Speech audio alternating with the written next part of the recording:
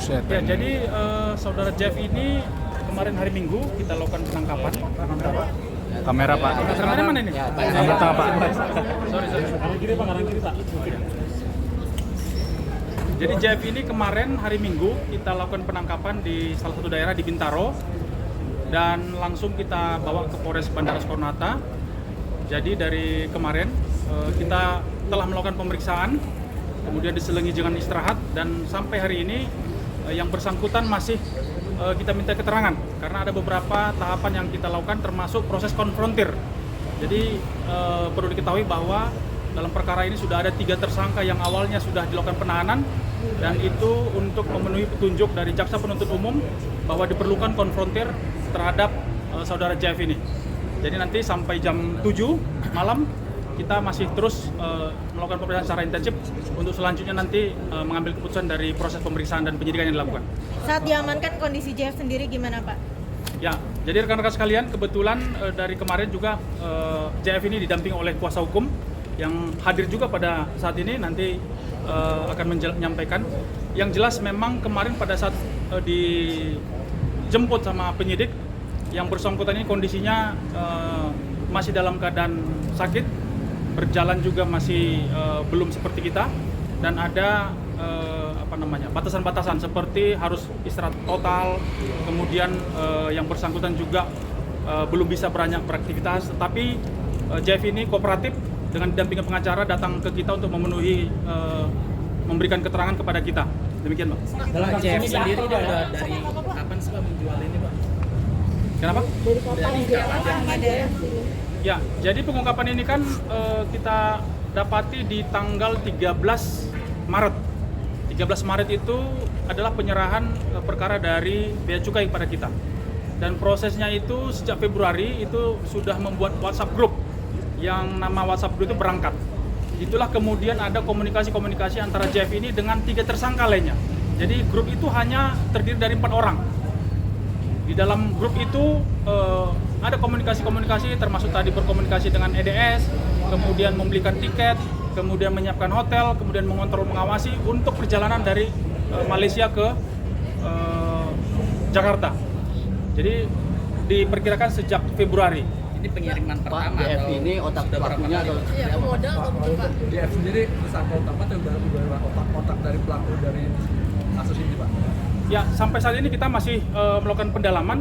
Ada beberapa keterangan yang diberikan oleh tersangka ini dengan menunjuk JF, tetapi ada beberapa keterangan yang juga oleh JF itu ditolak. Itu adalah hak dari semua, tapi nanti hasil konfrontir dan pemeriksaan antara 3 tersangka dan JF ini itu nanti yang akan menjadi penilaian bagi penyidik. Pak, tujuannya dia Kenapa? Dia sendiri sakitnya sakit apa sampai dia nggak boleh banyak bergerak dan juga Nanti biar pengacara yang menyampaikan, Mbak, ya.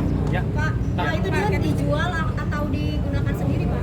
Dari keterangan dan komunikasi yang kita dapat, jadi berdasarkan kita juga sudah meminta untuk melihat transaksinya. Jadi memang ada proses pendistribusian, memindahkan atau mengedarkan kepada orang lain. Pak, ada kalangan selebriti juga Pak diedarkan Pak? Kenapa? Ada di kalangan selebriti juga diedarkan? Saya tidak tahu, tapi masih kita dalami. Tapi disamarkan dengan bungkus box dari ini ya, Pak, dari Indonesia sendiri, Pak. Rasa-rasa Kalau lain. bungkusnya kan itu, yang cartridge itu vape Ya. itu. Nah, kalau kemasan tadi, Pak, Ini kan gabungan dari 881 limpahan tadi itu, 881. Jadi kalau untuk yang JF ini, itu BB-nya kan 40 plus 8 yang kosong, 42 plus 8 yang kosong yang sudah dilakukan pemeriksaan secara laboratorium. Tapi yang mengatur untuk pengiriman ke 881 itu JF semua Pak? Ya, jadi dalam undang-undang kesehatan itu beda sama undang-undang narkotika ya. Di situ kan ada kelompok kategori-kategori, pemakai, pengedar, kurir. Kalau di dalam undang-undang kesehatan itu memang unsurnya itu adalah memproduksi dan mendistribusikan. Ya, jadi setiap orang dilarang untuk mendistribusikan obat keras. Kira-kira gitu, Mbak. Pak JF sendiri berarti mengetahui bahwa ada kandungan obat keras di dalam cartridge yang dia kirim ke sini. Itu masih kita dalami. Tapi yang seharusnya etomidate itu memang di Indonesia masih tergolong baru ya. Tapi di beberapa negara kan kayak di Malaysia itu memang sudah ada larangan-larangan. Bahkan di beberapa negara yang saya dapat informasi itu memang sudah masuk kategori dalam narkotika. Kalau di kita masih undang-undang kesehatan. Masih undang kesehatan. Efeknya sama seperti narkoba Pak? Ya, kalau penyampaian dari Balai POM bahwa etomidate ini bisa menimbulkan efek untuk menghilangkan rasa sakit, untuk memberikan ketenangan. Ya, jadi kurang lebih ya bisa mengganggu saraf pusat.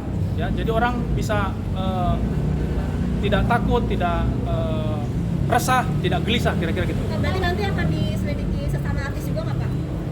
Untuk saat ini kita masih fokus kepada JF dan 4 tersangka. Pak, tapi alasan dari JF menjual sendiri seperti apa Pak? Apa emang untuk mengambil uang atau mungkin ada alasan? Dari hasil keterangan memang satu pouch ini kan dijual atau dibeli di sana itu kurang lebih antara 1 sampai 1,3 juta.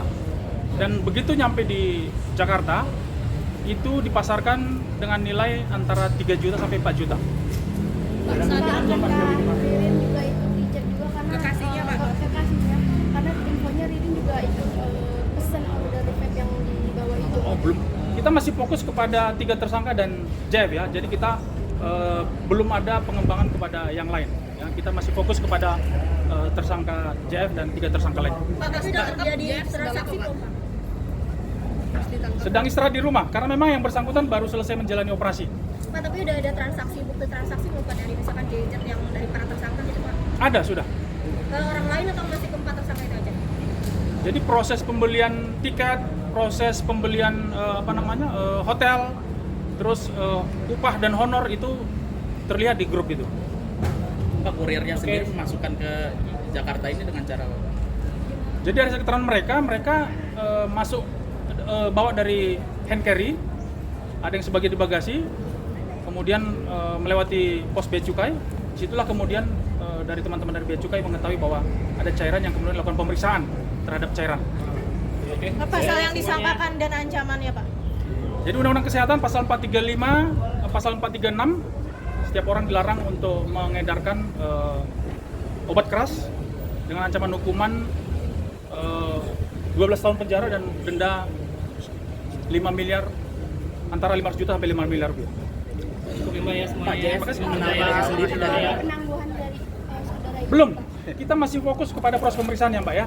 Ya karena kita juga masih intensif melakukan pemeriksaan yang bersangkutan. Ya, mungkin nanti hal-hal yang lain berkaitan dengan sakitnya apa segala macam sudah hadir pengacara yang bersangkutan, mungkin nanti bisa akan ditanyakan kepada yang bersangkutan. JF dari mana Pak? Udah lama? Masih dalam kita pedalami, masih kita dalami. Oke. Terima kasih Pak. Oke ya. JF pakai juga Pak. Ada kemungkinan Nanti- menggunakan Nanti kami update lagi perkembangannya. tapi dilakukan pemeriksaan nggak Pak? Udah ya. Iya. Semuanya ya. Masih diperiksa Mbak. Oke. Oke, terima kasih ya. Oke Pak, makasih Pak. Terima kasih ya.